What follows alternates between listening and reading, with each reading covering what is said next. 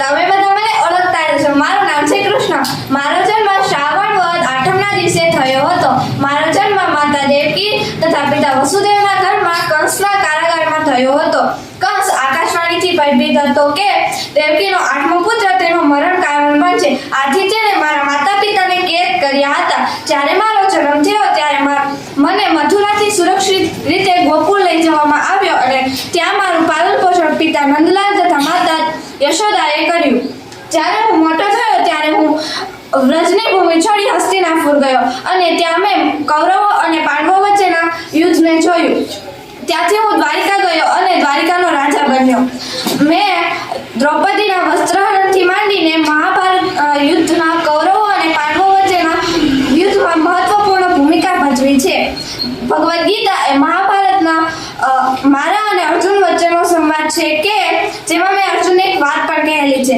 અસંશયમ મહાબાહો મનોધુર્નિગ્રહમ ચલમ અભ્યાસેતુ કૌંતેય વૈરાગેણ ચ ગૃહ્યતે. હે મહાબાહો, મન ચંચળ છે એમાં કઈ સંશય નથી, પણ હે અર્જુન, અભ્યાસ વડે અને વૈરાગ્ય વડે તેને વશ કરાય છે. આ શ્લોક સત્તા, કર્મ અને ધર્મના વિશેના મારા માર્ગદર્શનને દર્શાવે છે. મહાભારતના યુદ્ધ દરમિયાન હું અર્જુનનો સારથી બન્યો હતો અને હા, મેં એક શરત પણ રાખી હતી કે હું હથિયાર નહીં ઉપાડું. આ મારું સમગ્ર જીવન પ્રકૃતિ અને પ્રેમની વાર્તાઓથી ભરપૂર છે. મને ઓળખતા જશો. હું છું વિચિત્રવીર્યનો પુત્ર ધૃતરાષ્ટ્ર. મારા 2 ભાઈઓ હતા, પાંડુ અને વિદુર, જેમાંથી મારા ભાઈ પાંડુને રાજા બનાવવામાં આવ્યો હતો. મારા ભાઈ પાંડુ રોગ હોવાના કારણે તેનું મૃત્યુ થઈ ગયું. ત્યારે તેના પુત્રો નાના હતા, એટલે રાજગાદી મને સંભાળવા માટે આપી હતી અને નિર્ણય કરવામાં આવ્યો હતો કે જ્યારે પાંડુના પુત્ર મોટા થાય ત્યારે રાજગાદી તેને સોંપી દેવામાં આવશે. મારા કમીના કારણે મને રાજા બનાવવામાં ના આવ્યો, પણ મને ઈચ્છા હતી કે મારા સંતાન કૌરવો હવે રાજગાદી પર બેસે. હું આ પુત્ર મોહ છોડી ન શક્યો. ભગવદ્ ગીતાની શરૂઆત મારી જ વાતથી થાય છે. નમસ્તે. મને ખબર છે કે તમે કોઈ મને નહીં ઓળખતા હોય. મારો પરિચય ખૂબ જ ઓછા લોકોને હોય છે. મારું નામ છે સંજય. હું સતત ધૃતરાષ્ટ્ર રાજાની સાથે રહું છું. યુદ્ધ ન થાય તે સમજાવવા એક દિવસ મહર્ષિ વેદવ્યાસ આવેલા. ત્યારે તેને મને દિવ્ય દ્રષ્ટિ આપી, જેનાથી હું હસ્તિનાપુરમાં બેઠો જ ધૃતરાષ્ટ્ર રાજાને તેની માહિતી આપી છે. ભગવાન શ્રી કૃષ્ણએ કહેલી અમૃત ગીતાનું જ્ઞાન માત્ર અર્જુને જ નથી મેળવ્યું, પણ મહેલમાં બેઠા અમે પણ આ અમૃત ગીતાનું શાનપાન કરેલ છે. ત્યાં રાજાએ મને પૂછ્યું, ધર્મક્ષેત્રે કુરુક્ષેત્રે સમવેતાયુયુત્સવઃ મામકાઃ પાંડવાશ્ચૈવ કિમ કુર્વત સંજય. હે સંજય, ધર્મભૂમિ કુરુક્ષેત્રમાં એકઠા થયેલા યુદ્ધ કરવાની ઈચ્છાવાળા મારા અને પાંડુના પુત્રોએ શું કર્યું? મહારાજ, કુરુક્ષેત્રમાં કૌરવો અને પાંડવોની સેના સામે આવીને ઉભી રહી છે. અર્જુનના મિત્ર એવા માર્ગદર્શક શ્રી વાસુદેવ તેના રથના સારથી બન્યા છે. અર્જુનનું રથ બંને સેનાની વચ્ચે આવીને ઊભું રહ્યું છે. આજ પાંડવોમાંનો એક એવો અર્જુન. લોકો મને શ્રેષ્ઠ ધનુર્ધારી તરીકે ઓળખે છે. મેં અનેક યુદ્ધો જીત્યા છે, તપ સાધના દ્વારા અસ્ત્ર શસ્ત્ર મેળવ્યા છે અને મારા પરમ સખા છે વાસુદેવ અને શ્રી કૃષ્ણ. જ્યારે અમારી અને કૌરવો વચ્ચેની યુદ્ધની પરિસ્થિતિ નિર્માણ થઈ ત્યારે હું ભગવાન શ્રી કૃષ્ણ પાસે મદદ માંગવા ગયેલો. મેં તેમની અક્ષૌહિણી સેના નહીં, પણ મારા પરમ સખા એવા શ્રી કૃષ્ણને જ માંગ્યા કે તમે આ યુદ્ધ દરમિયાન મારા સારથી બનો. કુરુક્ષેત્રના મેદાનમાં જ્યારે કૌરવો અને પાંડવોની સેના તૈયાર હતી ત્યારે મેં મારા પરમ સખા એવા શ્રી કૃષ્ણને રથ બંને સેનાની વચ્ચોવચ્ચ લઈ જવા કહ્યું અને સેના તરફ નજર કરતા જ મારું મન દુઃખી થઈ ગયું. કારણ કે મારી સામે મારા પોતાના દાદા ભીષ્મ, ગુરુ દ્રોણ, પિતરાય ભાઈઓ અને મારા પુત્રને જોઈને મારી આંખો ભરાઈ આવી. મારું મોં સુકાવા લાગ્યું, મારા શરીરે પરસેવો વળવા લાગ્યો અને મારા હાથમાંથી મારું ગાંડિયું ધનુષ્ય સરી પડ્યું. મેં બધા શસ્ત્રો હેઠા મૂકી દીધા અને હું બોલ્યો, હે કેશવ, મારે આ સ્વરણોને આ રાજ્ય નથી જોઈતું. હું નહીં લડું. ન કાળ છે વિજયમ કૃષ્ણ ન ચ રાજ્યમ સુખાનિ ચ किं नो राजेन गोविन्दः किम भोगे जीवितन्वा। હે કૃષ્ણ, હું ન તો વિજયી છું કે ન તો રાજ્ય કે સુખ પણ નહીં. હે ગોવિંદ, અમારે આવા રાજ્યનું શું પ્રયોજન અથવા ભોગો અને જીવનથી પણ અમને શું લાભ? શ્રી કૃષ્ણએ મારા બધા જ પ્રશ્નોનું સમાધાન કર્યું અને મારા બધા જ સઘળા સંજય શમી ગયા. શ્રી કૃષ્ણએ જે મને ઉપદેશ આપેલો તે આજે ભગવદ્ ગીતા તરીકે પ્રચલિત છે. અસ્તુ. તમે મને ઓળખ્યો? મારું નામ છે વિનોબાજી. આ વિશ્વમાં કેટલાક લોકો વસે છે, તે પૈકી કેટલાક લોકો એવા છે કે તેમના વાણી, વિચાર, વર્તન અને વ્યવહાર મુજબ અન્ય લોકો તેને અનુસરતા હોય છે. આવા શ્રેષ્ઠ લોકો જે કાર્ય કરે છે તેને જ લોકો સાચું કે યોગ્ય અનુસરતા હોય છે. કોઈ મહાન વ્યક્તિ કે ઘરના વડીલ જે કોઈ શ્રેષ્ઠ અને સંસ્કારભર્યું આચરણ કરે તે એક પરંપરા બની રહે છે અને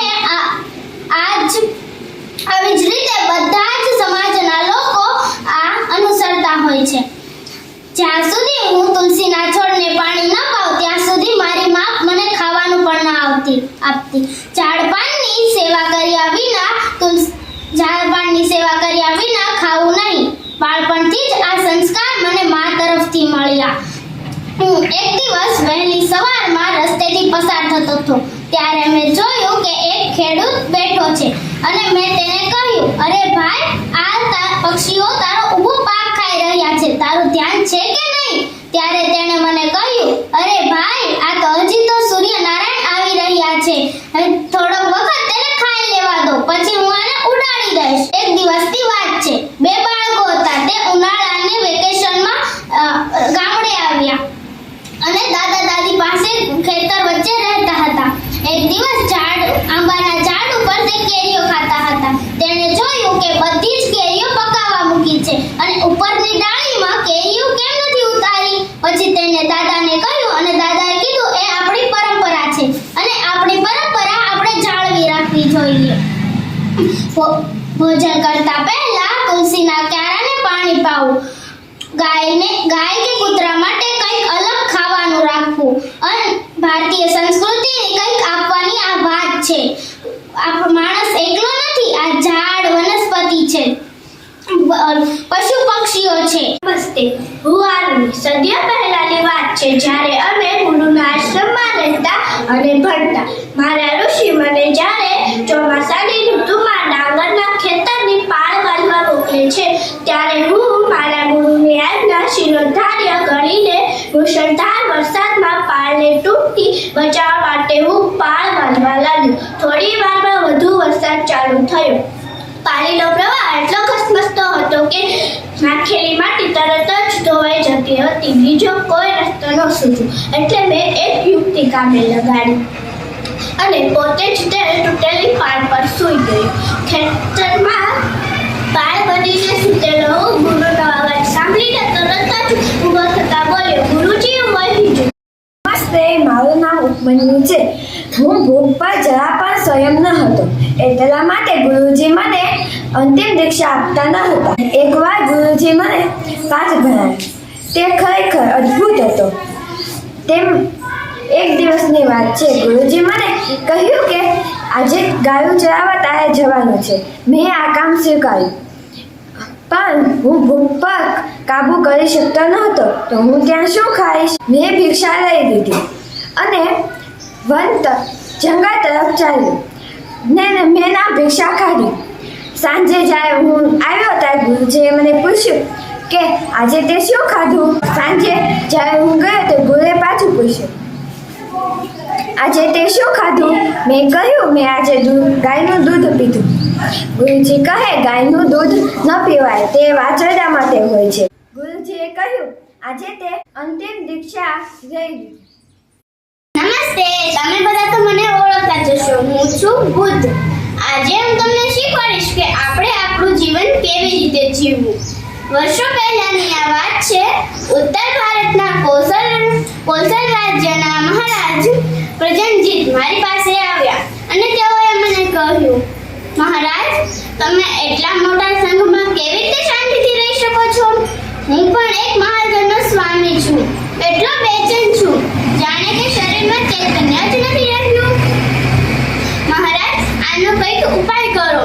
ત્યારે મેં તેમને કહ્યું, રોજ સવારે 1 કલાક નાના બાળક સાથે રમવાનું અને જમતી વખતે એક કોળિયો ઓછું જમવું, એટલે કે એક કોળિયો બચાવવો. મેં કહ્યું તેમજ રાજાએ કર્યું.